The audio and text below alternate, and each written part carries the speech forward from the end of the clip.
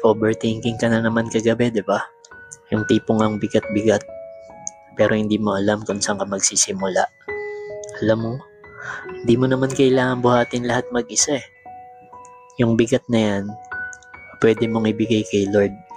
Sabi nga sa 1 Peter 5 verse 7, cast all your anxiety on Him because He cares for you. Hindi mo kailangan maging okay para lumapit sa Kanya. Hindi niya hinihingi na malakas ka. Ang gusto niya lang, magtiwala ka. Bawat pagod, bawat iyak mo sa gabi, lahat yan naririnig niya. At mahal na mahal ka niya. God's love is not passive, it's active. He cares, He listens, He stays. Gusto mo bang maranasan yung peace na galing sa Kanya? Ibigay mo na lahat ng bigat sa Kanya ngayon. Sa isang simpleng panalangin, sabihin mo lang, Lord, pagod na ako. Kayo na pong bahala. At unti-unti, gagaan ang kalooban mo.